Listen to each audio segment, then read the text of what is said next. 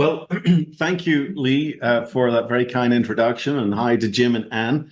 It's great to be on the Redox 5. Just want to start by thanking you guys for putting this on every Friday night, like clockwork, so consistent, so dependable, reliable. And I know so many people love tuning in here on a Friday night, Saturday morning in Asia and Australia, just to hear some words of wisdom. I could say tonight's going to be the exception since I'm your guest, but we'll do our best to find some wisdom in here. But yeah, look, a little bit about myself. I'm originally from Ireland. In fact, I'll tell you my story a little bit that leads into what we're going to talk about tonight. I'm originally from Ireland. I'm from the famous city of Belfast, famous for all the wrong reasons, if you know anything about Belfast. And I graduated with a degree in international finance from one of the top universities in Ireland, in Belfast, Queen's University, Belfast. Actually graduated top of my class. And I don't say that to boast or brag, but I thrived in that academic environment. And I was really in a place to walk into any career I wanted in the world of finance. But I found myself, I went for one job interview to the most famous company of all, the most famous Irish company. Which is it? We'll do a quiz here. What's the most famous Irish company? Guinness. Okay, you guys are muted. So Guinness. There you go. We got some people. Sean knows who it is. Guinness. And I remember going for an interview, and I remember going into the belly of the beast, okay, where the tourists don't go. This was into the mahogany paneling inner boardroom, and all of the oil paintings of the Guinness family were looking down on me.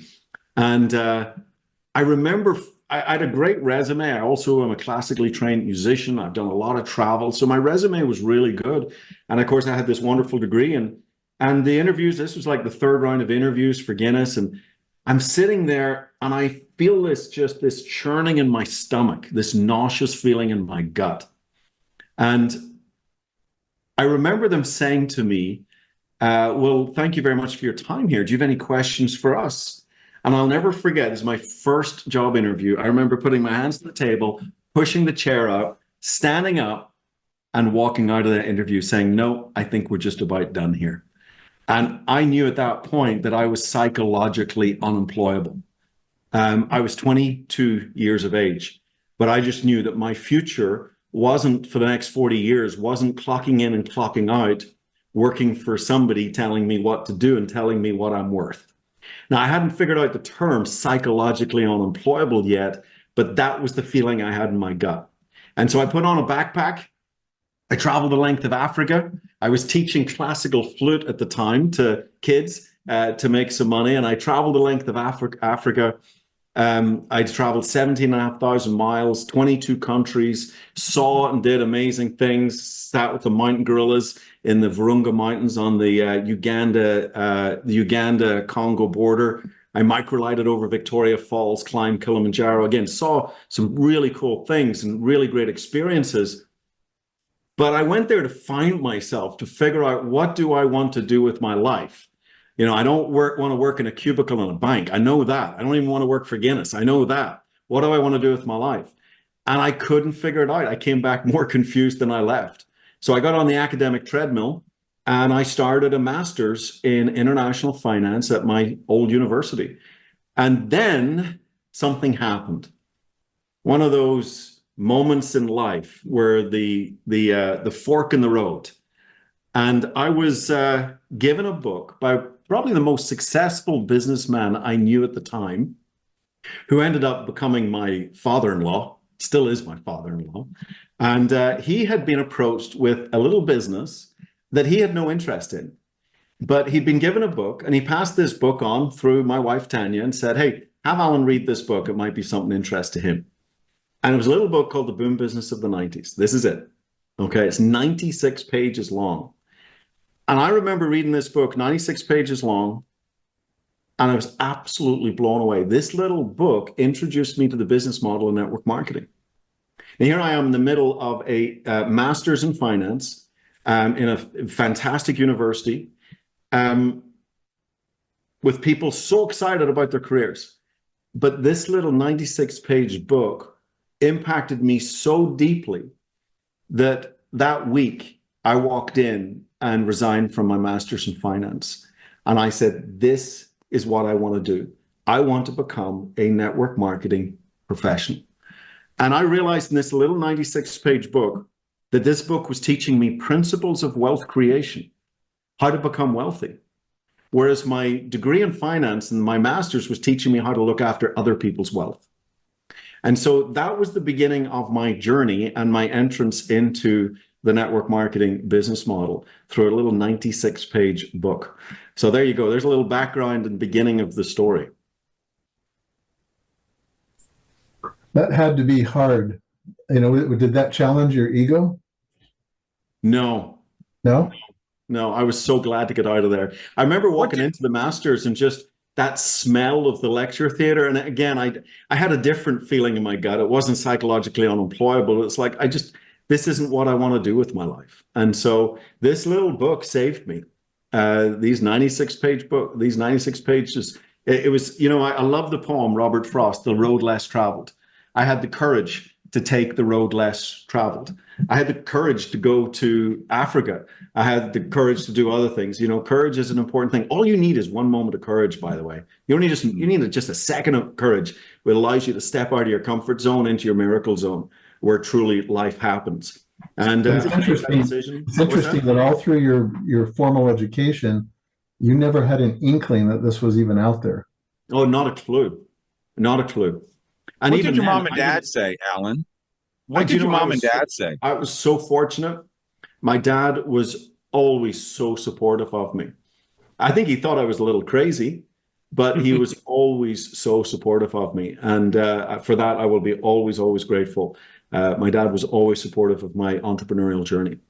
What was the gem that was in that book that made you say, oh my gosh, I need to do this? Was it time freedom, just being able to go after your dream? I mean, what was there any nugget that was stuck out? Because you can't get that book anymore. So no, I already know people are going to ask for the book. So yeah, the book's called The Boom Business of the 90s. You might find it, but it's a little out of date. Really? This was 1993. It was the summer of 93 when I read this book. So it's certainly out of date. It was actually written for the UK.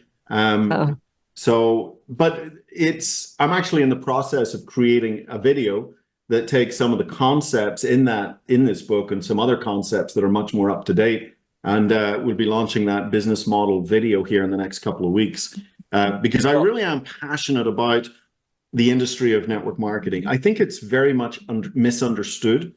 I think some people understand it.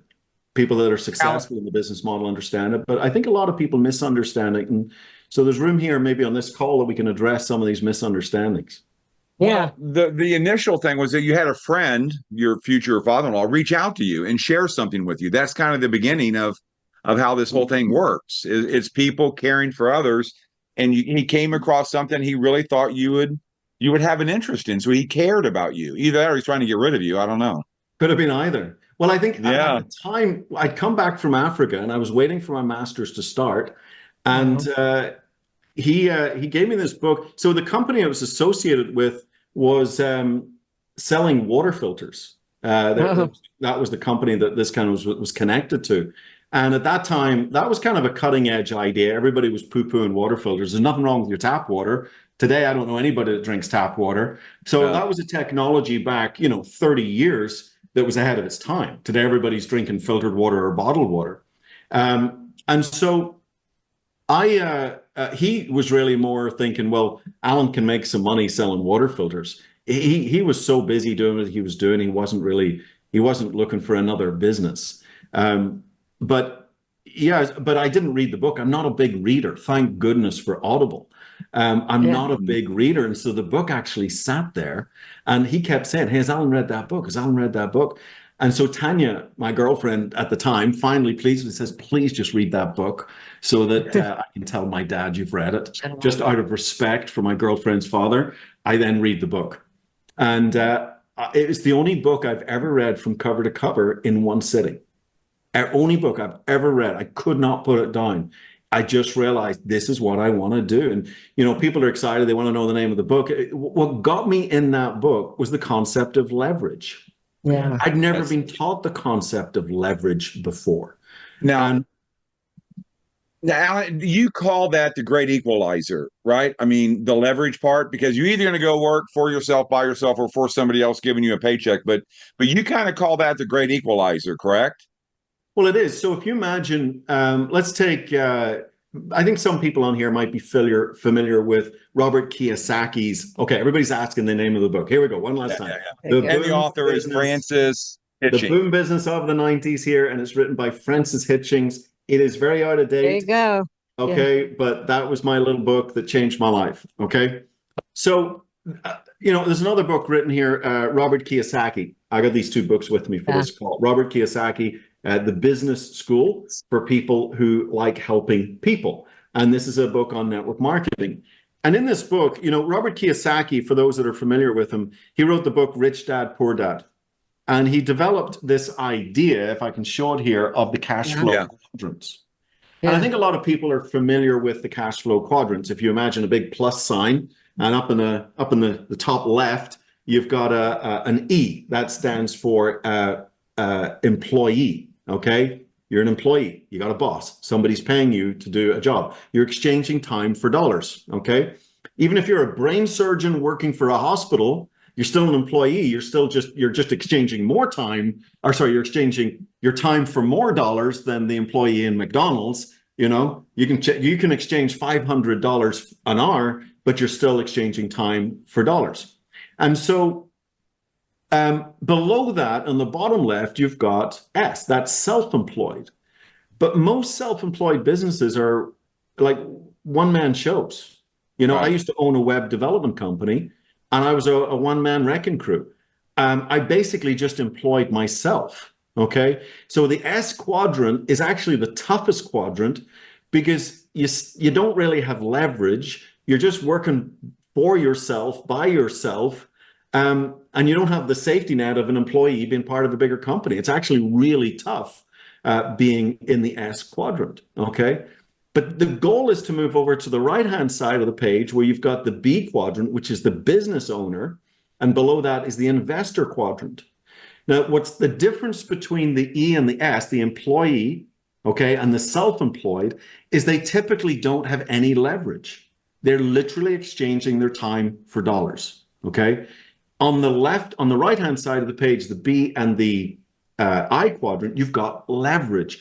A business owner has employees. So a business owner has people at work. They have leveraged themselves with people. So the CEO or the owner, Elon Musk, who owns goodness knows how many companies, he's got thousands and thousands of employees. He's not self-employed, he's a business owner. He's got people at work. He leverages himself with the effort and time of other people. And he rewards those employees, but he has leverage. Okay, and I'll get into an example of leverage with McDonald's that will really make sense here in a second, the power of leverage. But the business owner has leverage. Everybody's obsessed with this book. I know. In the chat here. The business model has, the business owner has leverage. The I quadrant is the investor quadrant. This is where you have money at work. So the B quadrant, you have people at work. The I quadrant, you have money at work. You're leveraged. You can earn beyond your own efforts. So business owners are the millionaires, okay? The investors are the millionaires. They're the ones with the lifestyle. They're not exchanging time for dollars anymore. So if you want to keep it really simple, the employee and the self-employed, they're exchanging time for dollars. If they don't work, they don't get paid. It's just one's their own boss and one's not their boss. On the B and I quadrant, you've got leverage and you're exchanging time for dollars. Well, but the big question is, how do you go from the left side to the right side, Alan? Well, most people can. That's the dilemma. Most people can. And that's where network marketing comes in. That's where network marketing comes in. And that's why it's a great equalizer. Because to be a business owner, you might need a certain amount of money to get started. It's usually very expensive to start your own business. You're going to need employees. You're going to have a lot of the hassles. I once heard it said, if you've got 10 or more employees, you run adult daycare. Right. Okay. And so, if there's anybody on here that's ever had more than 10 employees, they get it. Okay. And so I'm going to have to just ignore the chat here. I find it a little distracting. I apologize. You want me to turn it off? I'm easily distracted. Yeah, let's turn the chat off. I get a little distracted. I'm like a I've never been diagnosed with ADD, but I might be a little bit. So you've got all of these headaches and hassles of being a business owner, where most people can't shift it. And the reason it's called the great equalizer, network marketing, is it allows the average person to get into that business quadrant. It doesn't matter whether you're male or female. There's no prejudice. It doesn't matter whether you're black, white, Asian, Hispanic. Doesn't matter. There's no prejudice. It doesn't matter whether you've got a PhD or you've got a public high school diploma like the two top earners in Asea. It doesn't matter. It doesn't matter whether you're a dropout. It doesn't matter whether you never even went to high school. It doesn't matter. It's the great equalizer, because this business is not built upon you being an expert. It's about you basically learning some very, very simple sixth grade skills that then you develop the discipline and habits to repeat on a consistent basis. And so the business isn't built on brain power. It's built on a dream, to be quite honest. My buddy Alan Fitzgerald's on here. He understands what I'm talking about. It's built on a dream. It's built on you wanting something more. There's no ceiling in this business.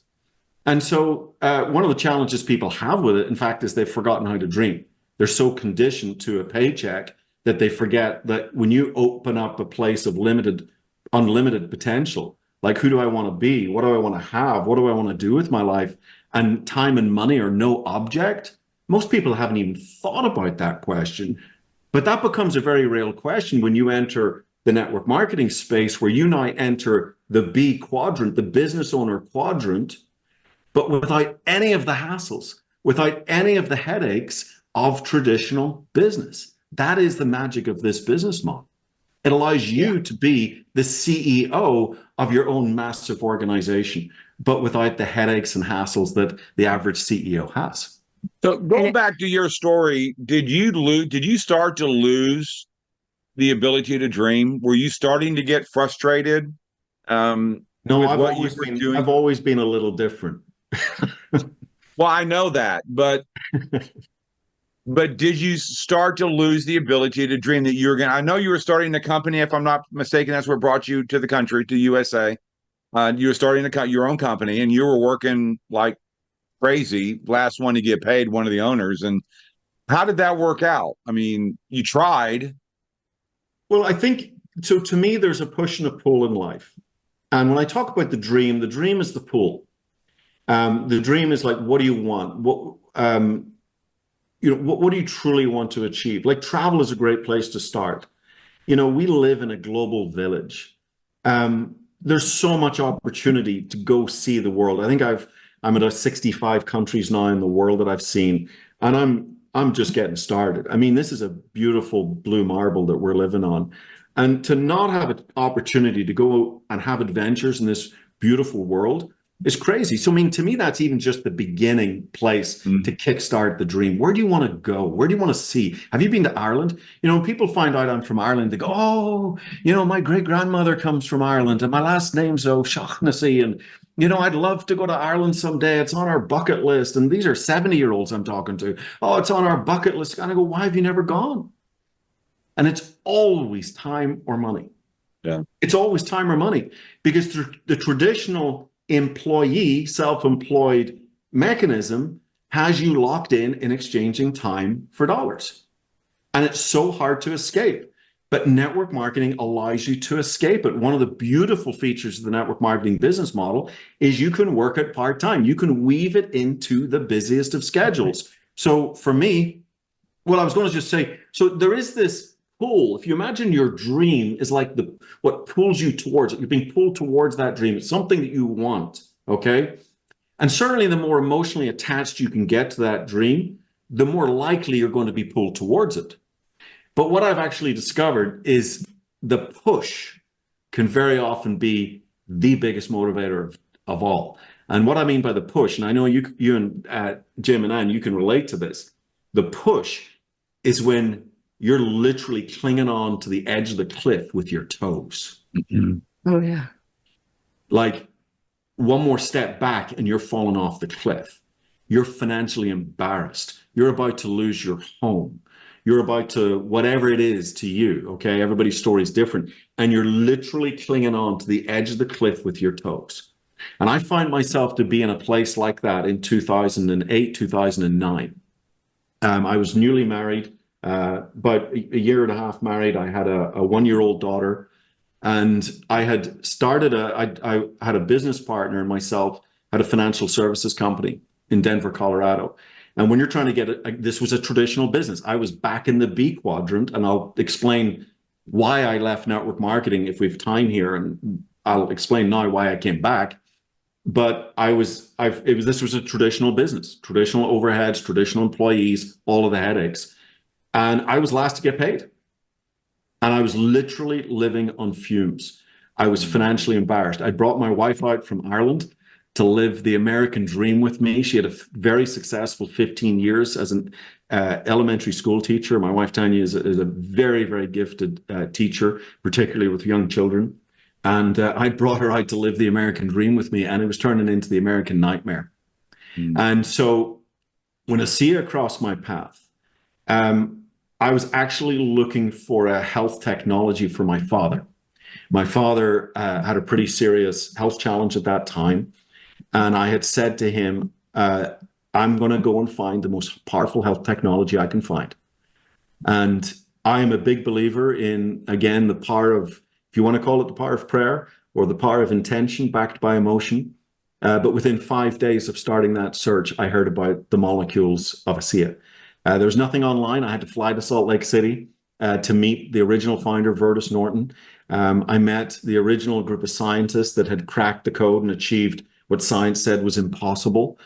And although I set about looking for a product for my father, I was so caught up in a business that I didn't have time. I wasn't even thinking about a network marketing business. But once a networker, always a networker. When you fall in love with the business model, that never changes. And when I met Vertus and I realized his mission of saying no to the pharmaceutical industry and yes to a handful of people, I realized, well, let me kind of tell you why I'd left the network marketing industry so we can the story makes sense.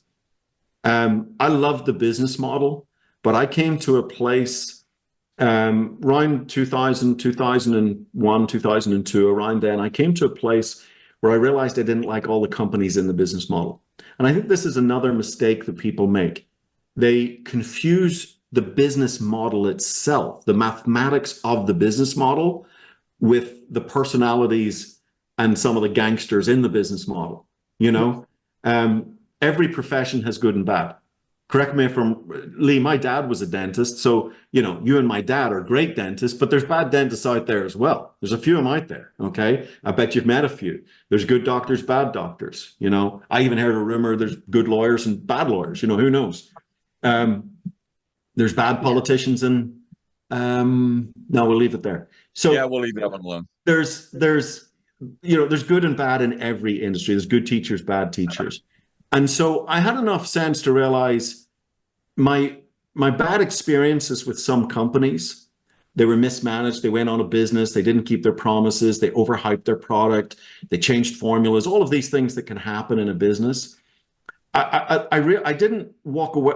I always loved the business model. That never changed. It makes way too much logical sense to me. I never disowned the business model, but I find it increasingly difficult to find my home in the business model. And there's a big difference, you know, and sometimes I think one of the errors people make is they say, oh, well, I tried that and it didn't work for me. And my answer is, well, did you marry the first girl you kissed? Now, maybe you did, okay? But most don't. And sometimes you got to kiss a few frogs to find your princess. I hope nobody's offended by the analogy, but you know what I mean. And so I realized that, you know, I was going to have to just kind of sit out until I could find the right company. And so although I wasn't looking for a company, when my dad's challenge came around, I was just looking for a product. But the two check boxes that I realized for me to step back full time into the network marketing industry, I had to find an exceptional, unique product. I wanted a story that had never been told before. You know, this was the decade of the juices. I don't know if anybody remembers acai juice, goji juice, noni juice, mangosteen juice. There were 82 direct sales companies with exotic juices in the United States alone. And it was like a circus. It's like, my juice can beat up your juice. My daddy can beat up your daddy. And I don't want to be part of this circus anymore. So the first thing that I said in choosing, in saying, look, I'll get back into this industry is, number one, I got to find an exceptional, unique product. I have to find a story that has never been told before. I want to find that solo voice that's rising above the crowded choir. And if I can't find it, I'm not doing it. I'm not going to put up with mediocrity anymore. And the second thing I had to find was a company I could trust. That when I lay my head on the pillow, I knew my business was safe. And for 8 years, I left the network marketing industry because I couldn't check those two boxes. As common sense as it sounds, it was very difficult for me to check those two boxes. And then looking to this solution for my dad, I find Asea. And the product checkbox, a unique, exceptional story. A story that's never been told before. And when you get to know the genesis story of Asea and how Virtus put people ahead of the payout, and you get to know Tyler Norton and the ethics and the culture and the ethos of Asea, a company I could trust. And I've been with them now for 15 years. I've served at a very high level on the advisory council. I work very closely with corporate.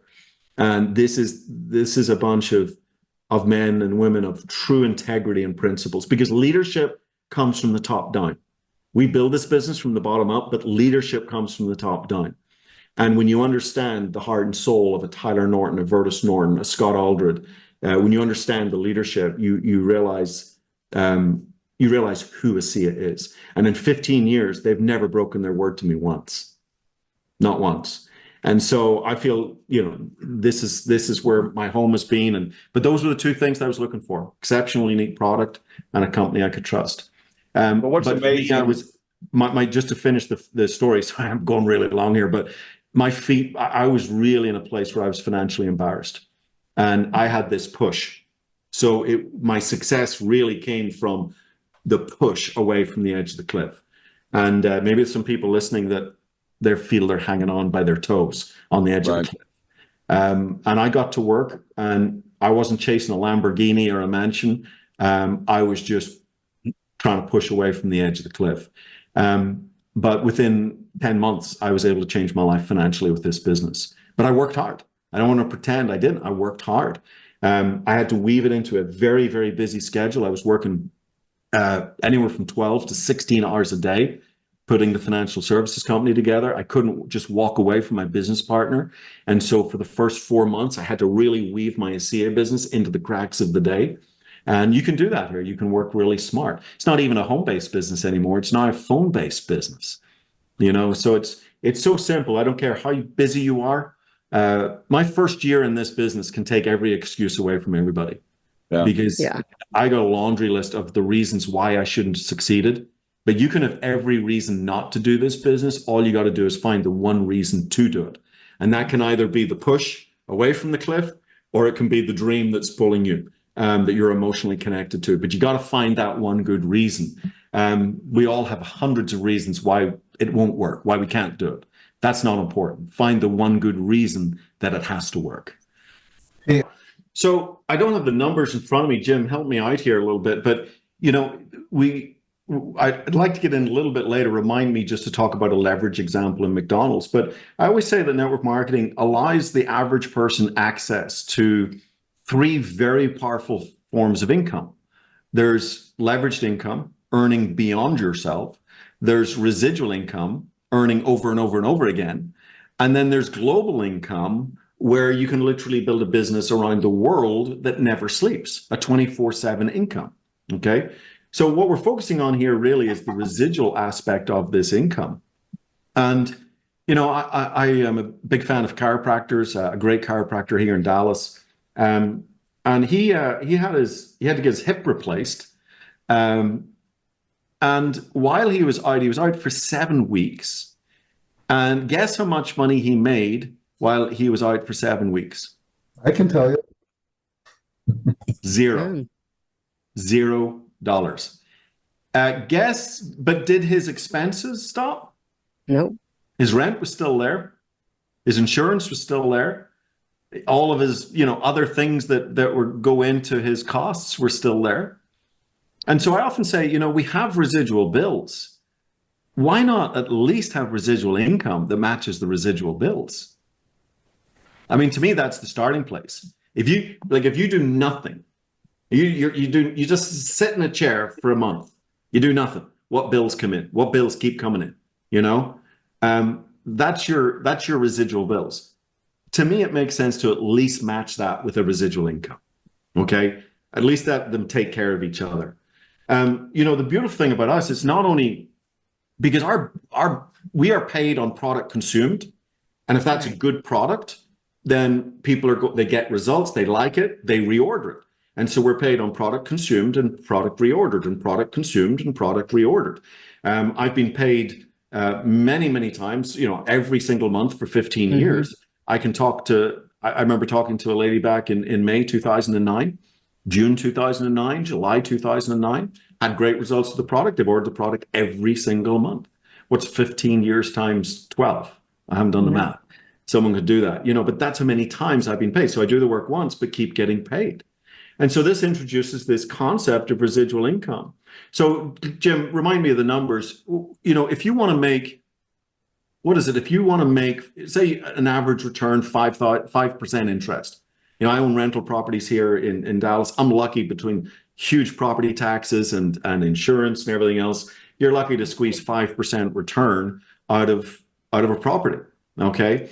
Or if you're looking for a CD, maybe 3, 4, 5, 6% return on a CD. So, if you're looking at that standard 5% return, how much do you need, in asset value to make that $5,000 a month?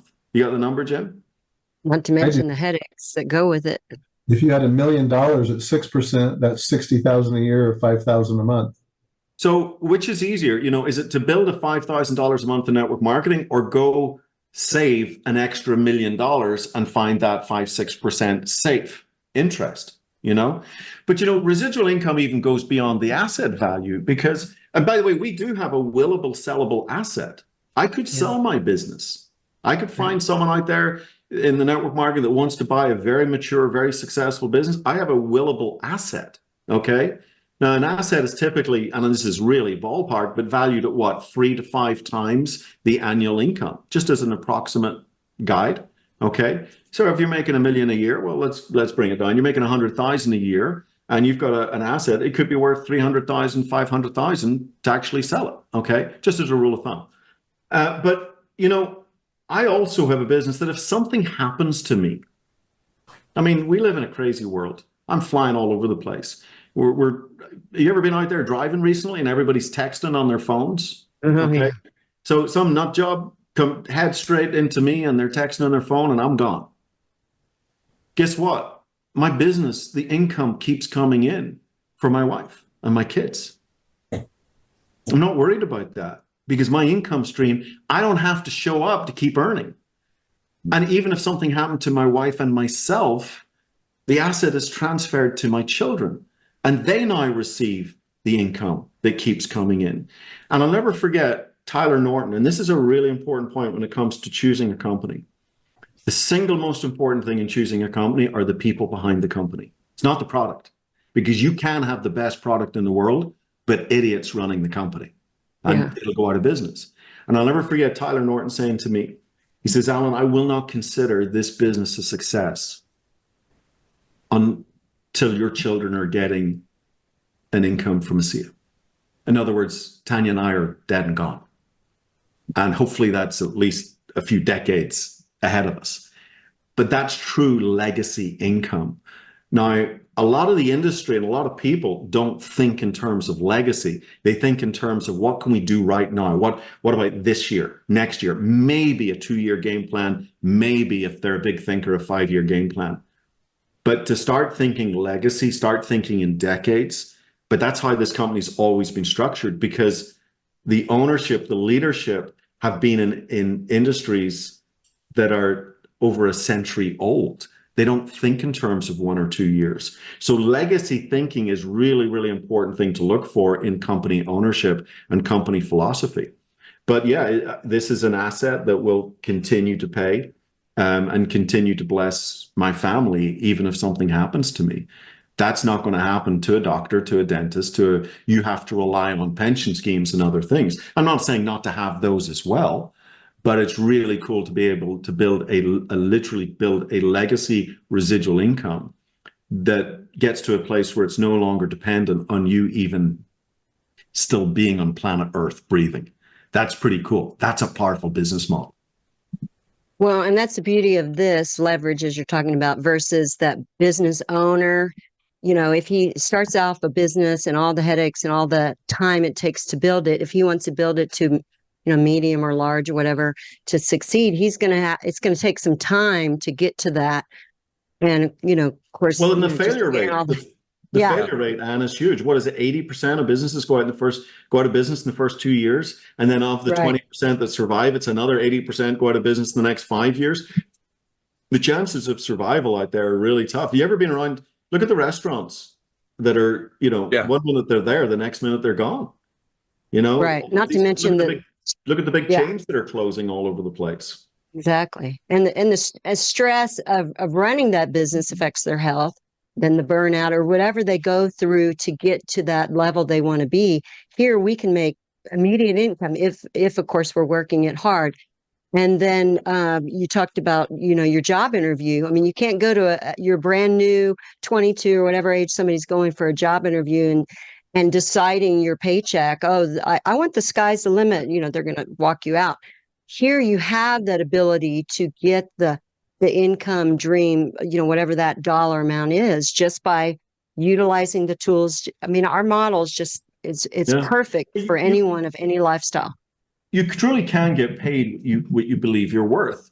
Now, I know some people say, oh, but only a few people ever make millions in this business. Well, it takes a lot of discipline. It takes a lot of consistency. It takes strong mindset. It takes you to develop some strong skills. I mean, that's if you want to get into the 7-figure bracket. Absolutely. It took me many, many years to develop the posture and the mindset and the mental focus to be able to do what I've been able to do. It's often said this industry is a journey of personal development, cleverly disguised as a business. I mean, I could sit here for the next 10 hours and give a lecture in personal development just from my own personal journey. But it's one of the things, here's what I'd love to do, because can we talk about leverage for a second? Because that's the magic. Yeah. That's the magic. That's what got me in this book. It was this concept of leverage that was never taught to me in finance. I didn't stick with my master's for long. I'm sure they would have got to it sooner or later. But it's this idea of leverage. And I love using McDonald's as an example. McDonald's, so in McDonald's, sometimes network marketing, it's known by many things. It's known as referral marketing, word of mouth marketing, network marketing, multi-level marketing, even kind of affiliate marketing to some degree. It's social selling. All these are terms that are used. I like word of mouth referral marketing because that really describes it best of all. We're always recommending things, but we don't get paid for it. And here we can actually build a structure where we can do word of mouth referral marketing. We find something we like and we tell others about it, and we can get a commission on that. But the term I use the most is network marketing for ease of use. But it's also sometimes known as the people's franchise. And the reason why it's called the people's franchise is that it's really taking the franchising level, or also franchising squared is another term that people use. So take McDonald's. So McDonald's is the franchisor. They're the parent company. They're the corporate company, McDonald's, okay? And the franchisor comes up with an idea, in this case, the Big Mac, Ray Kroc, and the building the franchise. So the franchisees are the restaurants, okay? So McDonald's corporate, the franchisor, leverages themselves with the efforts of 40,000 franchisees. There's about 40,000 McDonald's restaurants around the world today, okay? And so each McDonald's restaurant, let me give you some figures on this. The average McDonald's restaurant turns over about 3 million in revenue a year. Okay, about 3 million a year, burgers, fries, milkshakes, etc. When you back out all of the costs, the employee costs, the building costs, the lights, the insurance, all that, the average franchisee, the average restaurant owner in McDonald's, earns about $150,000 a year. Okay, about $150,000 a year. Not a bad income. They maybe need two of them to make 300,000 and three of them to make 450,000, but it's about 150,000 a year per restaurant. Now, there's a ceiling on that income. There's only so many burgers you can sell in a geographical area. You're not experiencing global income. You're experiencing about 3-mile, 5-mile radius income. Okay, and so they have a ceiling that they have per restaurant. It's about 150,000, maybe 200,000 in a really good restaurant. But they don't have leverage. They're dependent only on what their restaurant sells. Hope everybody's tracking with me here. McDonald's corporate has leverage. McDonald's corporate has 40,000 restaurants that are outselling burgers. Now, McDonald's corporate earns a 5% override. It used to be 4%. They just gave themselves a pay raise. They earn a 5% override on the sale of all of those restaurants. And in return, they offer support. They offer training. They offer a cookie cutter system. They offer just basically a simple, proven system so the restaurant owner doesn't have to reinvent the wheel. Okay. And in return, McDonald's corporate earns a 5% override. So do the math on this. You're getting a 5% override on 40,000 restaurants that average $3 million a year in revenue. That's $6 billion in income. That, my friends, is the power of leveraged income. McDonald's corporate earns $6 billion because they earn an override of 40,000 restaurants. Each restaurant only earns 150,000. They have no leverage. Now, this is, to me, such a clear, beautiful example of the power of leverage.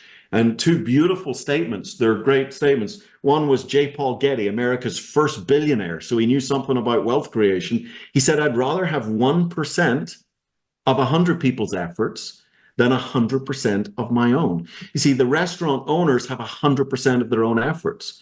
McDonald's has 5% of 40,000 restaurants' efforts. So this is J. Paul Getty saying, I'd rather have 1% of 100 people's efforts than 100% of my own. Robert Kiyosaki, who wrote this book, and The Rich Dad, Poor Dad, the quadrants that we've already talked about, he said the richest people in the world build networks while everyone else just looks for work. The richest people in the world build networks, distribution networks, while everyone else just looks for work. So now look at the similarities between franchising and network marketing. So in franchising, what McDonald's corporate did is they built a distribution network of 40,000 bricks and mortar restaurants through which their products flow. Big Macs, milkshakes, those little apple pies that burn your mouth. Okay. So I've been told. Of course, I wouldn't eat there, you know. So I've been told. So McDonald's corporate built a distribution network. That's all it is. It's a distribution network through which their product flows. In network marketing, we build a distribution network through which our product flows, but we don't build a distribution network of bricks and mortar buildings. We build a distribution network of work-at-home entrepreneurs, self-employed entrepreneurs. We build a distribution network of like-minded, self-motivated, self-responsible people. And here's the really cool thing. This is why it's called franchising squared, because each one of those individuals can also build their own distribution network. So now imagine a business model where McDonald's corporate can open up and leverage themselves with the effort of 40,000 restaurants. But imagine if each one of those restaurants could also leverage themselves by teaching other people how to open up restaurants, and those restaurants could teach people how to open up restaurants. That's why we call network marketing leverage squares, because when you come into network marketing, you're not only the franchisee, but you're also become the franchisor as you teach other people how to do what you do. So we take leverage to a whole new level where we can get leverage. I mean, there have been businesses built in network marketing where you can earn leverage on over 1 million distributor force, a distributor force of over 1 million people. It's not uncommon for people to build organizations of 100 people, 1,000 people, 10,000 people, 100,000 people, but even into the millions of people. But anybody can choose to do that. Now, I want to address something that was maybe said earlier. Well, it's difficult, okay? Yeah, to get it to that level, guys, we're talking about a level of commitment and discipline and education and learning your craft, the magic of the 10,000 hours, okay? But you know what? I did some stats on this, and I don't have it in front of me. But I thought, wouldn't it be interesting to go see how many people play high school football and how many get into the NFL? And it was something like 0.16%. It was barely 1/10 of 1%. And then I did the same thing for the NBA. Same numbers. Golf was the worst of all. For those who have golf scholarships and that are really good at golf and their ability to get on the PGA Tour, it was like 0.01% or something. And so, guys, the numbers aren't any different, but the difference is you need am I going to succeed in the NBA? I'm only 5'11", and I'm no good at shooting hoops. Am I going to succeed in the NFL? I don't think so. I get crushed. Golf, I'll put my back out, And so here's the thing about network marketing. It's like, yeah, the view at the top, it's never crowded at the top. It's only ever crowded at the bottom. But the beautiful thing about network marketing is you decide whether you're going to the top or not. Because it is the great equalizer. It doesn't depend on your age. It doesn't depend on male or female. It doesn't depend on race. It doesn't depend on athletic ability. It doesn't depend on your gene pool. Now, you may say, well, maybe it depends on your personality. Guys, I am an introvert. Now, you're going to say, there's no way you're an introvert. I am an introvert. I used to be a very, very shy person. I would be voted, when I was 20-something years of age, I would have been voted the least likely person to succeed in network marketing. I was a very shy person. I was kind of a mommy's boy. I was the baby in the family. I hid behind my mom's skirt, I remember, I'll tell you a quick story. Never told a story before. I was in, we call it primary one, P1. It's elementary one, first year in school, first grade. And I remember I wasn't able to go to school. And I said, but I have to go to school to say, good morning, Miss Burnside. I have to say, good morning, Miss Burnside, to the teacher. And my mom told Miss Burnside, my first teacher, this, and she just laughed. He said, this kid never says a word. I was so quiet. I was so shy. And this was really all through my teenage years as well, even into my early 20s. So I'm not supposed to succeed in this business. I'm too shy for this business. I'm too much of an introvert for this business. But guys, if you want something badly enough, you can change. And you can learn to develop communication skills. I remember the very first presentation, I stood in front of a room. I shook like a leaf. The sweat was dripping off me. I was probably 24 at the time, and I was absolutely shaking. Now I can talk in front of thousands of people, and it doesn't faze me. I don't get nervous. Because that transformation didn't happen overnight. That was a decision for me to evolve as an entrepreneur, for me to develop skill sets that were useful for me to achieve the dream that I wanted to achieve.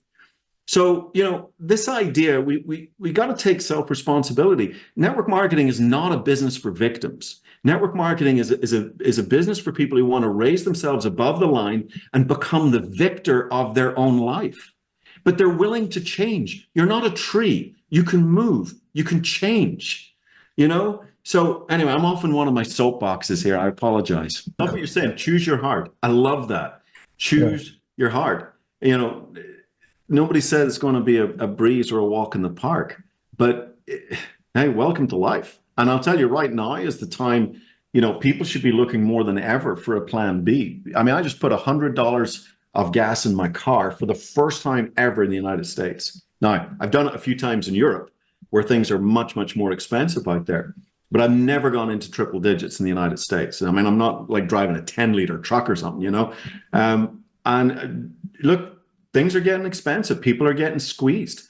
And there's never been a better time to look at an opportunity where you can earn. I mean, let's forget about the $1 million and the 100,000 a year and everything else.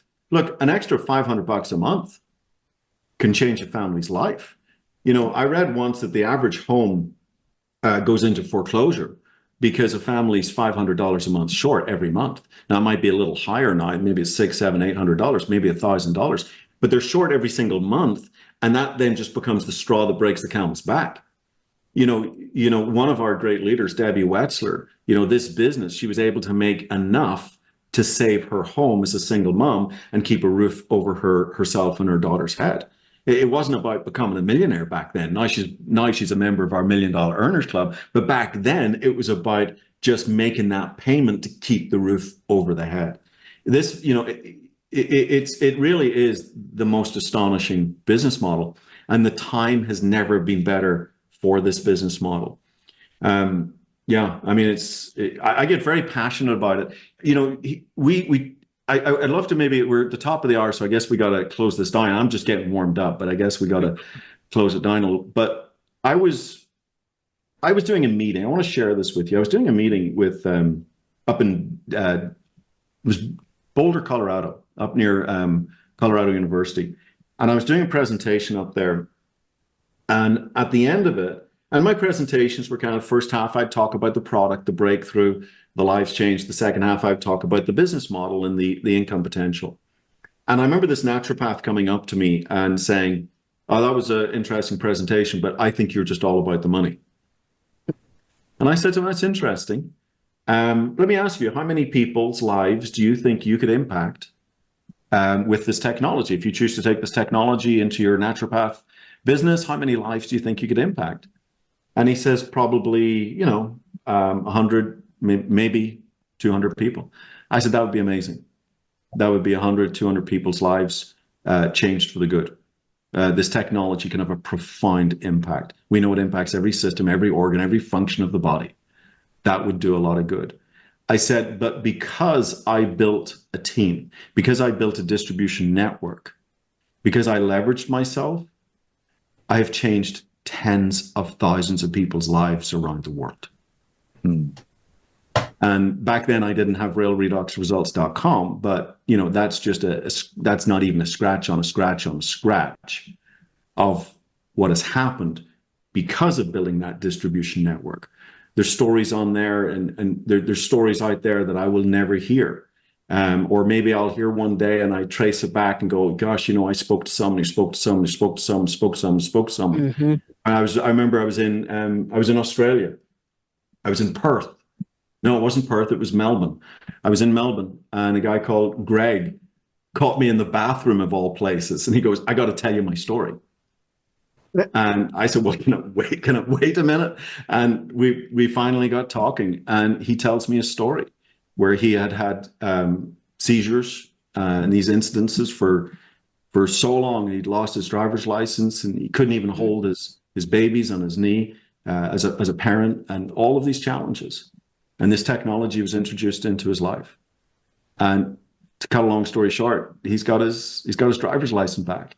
He's holding his grandkids. I mean, I can get really emotional on Greg's story. But you trace it back. Well, who talked to Greg? Well, who talked to that person? Who talked to that person? Who talked to that person?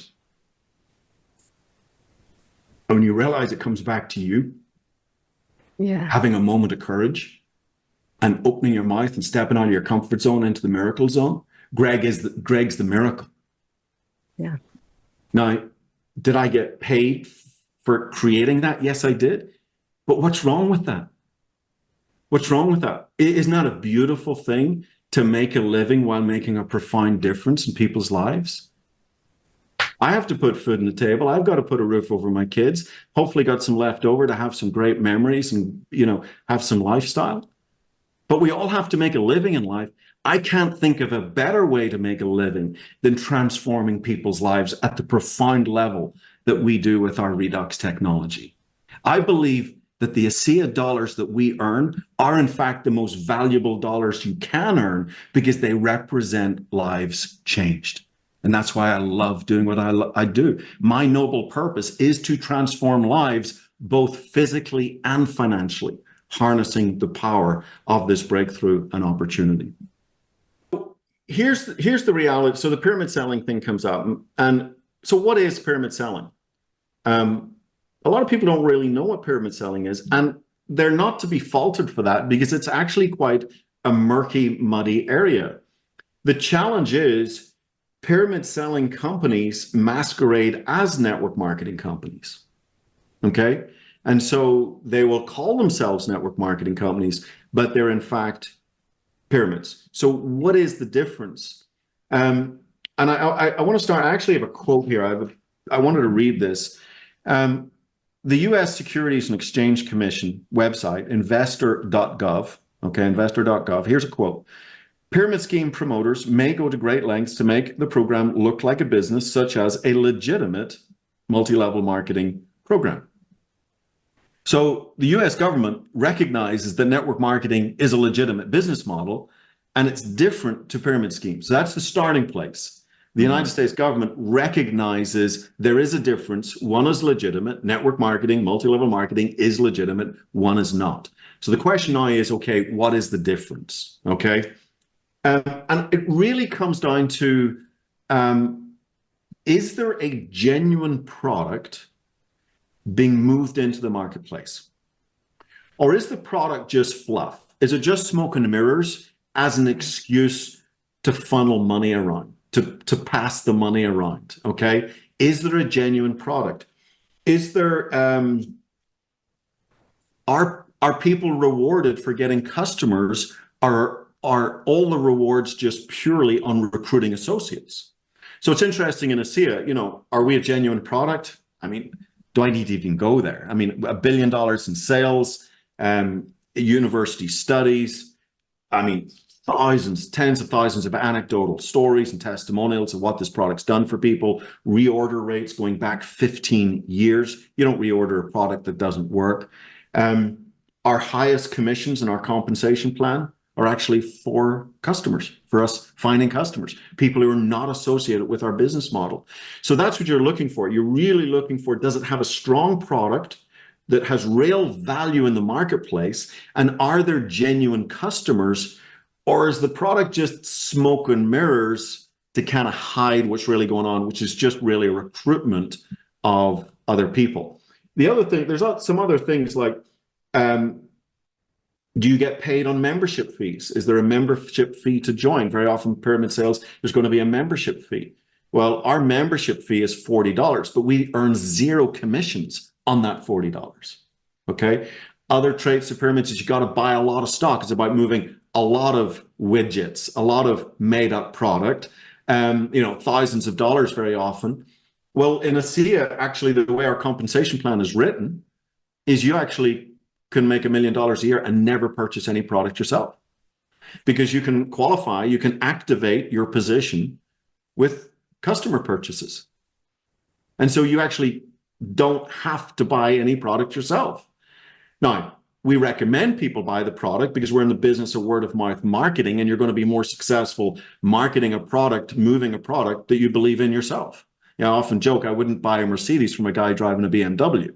You know, if he doesn't like Mercedes bad enough to drive one himself, you know, so we are first and foremost our satisfied customer. We first and foremost wear the product hat. I'm a product of the product. I am my best customer. Because I passed the golden rule. Would I use this product or service, in our case, a product, would I use this product if there was no opportunity attached? And if you follow that golden rule, you'll pretty much stay away from the wolves in sheep's clothing. You'll stay away from the scammy pyramid schemes. Because really it comes down to, does it have a legitimate product with legitimate end users, genuine customers? And the golden rule is, would I use this product if there was no opportunity attached? Would I take Asea if there was no business opportunity attached? Well, of course I would. It's the alpha product. It's the single most important health supplement on the market today. I was investing in my health since I was 23 years of age. My wife would continue to take these products, absolutely loved it. My wife had a 24-hour experience with this technology. Discomfort in her body, literally gone in 24 hours with this technology where nothing else worked. You would have to pry the blue bottle from my wife's hands. Okay. So even if we weren't in the business, we would be satisfied customers of this product. And that's really what you want to do. If this product doesn't appeal to you, if it doesn't fire you up, then it's probably not the right opportunity for you. If you don't like Mercedes, go drive BMW. You know, if this product doesn't do it for you, if it doesn't pass the litmus test that you want to be a product of the product, that's the first test before you even get into the business. So, you know, those are some of the guidelines. You get into other things like money back guarantees and things like that, but it really comes down to just some common sense. Is it a genuine product with genuine end users? And we, of course, fly through that with flying colors. I mean, we've got the most powerful health technology the world's ever seen. Wow. Amazing. Yeah. Thank you so much, Alan. This was awesome. Sorry, we had to turn the chat off. I apologize. You can turn it back on again. I was on some rants there, so maybe it was as well with the chat turned off.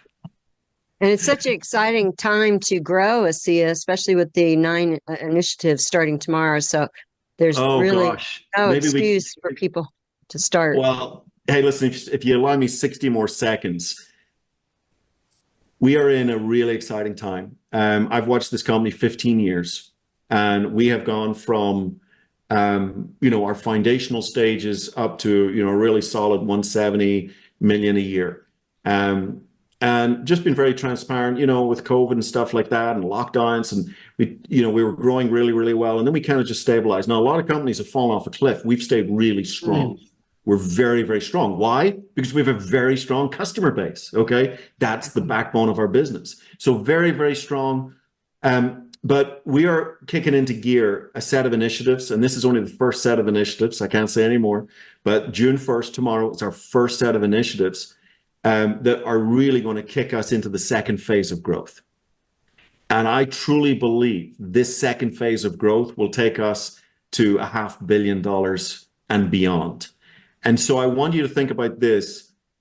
I believe in the next, it could be 3 years. I'm going to say 3 to 5 years, but it could be 3 years. In the next 3 to 5 years, we will triple the size of this company. We will do 3 times more business in the next 3 to 5 years than we did in the first 15 years. This is the beautiful phase. We call this the post-risk pre-momentum phase. It's the golden window of opportunity. And this is really a sweet spot where you've got this beautiful foundation of lives changed. We've already got success stories in the business. We have so many anecdotal studies. We've now got amazing science that you guys talk about on this call. Our product's not on trial anymore. Universities are reaching out to us. There's a level of maturity now with our business. There's a level of respect with our product. But now it's time to grow. Mm-hmm. And truly tomorrow, June 1st, it's very timely, this call, because tomorrow really starts Asea 2.0. And I would just say to any of our folks on the call here that are Asea associates, I know we got some guests, but guys, this is the time to knuckle down. Start dreaming again. Start thinking about what's possible for your life, because we're about to enter a very, very exciting phase of growth. And what you're seeing tomorrow is just the beginning.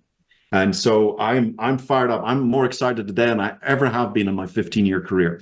And we will go on and we will change, ultimately, we will change millions of people's lives with this technology. And people can choose to step up and change their lives financially as well by being a force for good in the world. That's our mission statement. So thanks for having me on the call, guys.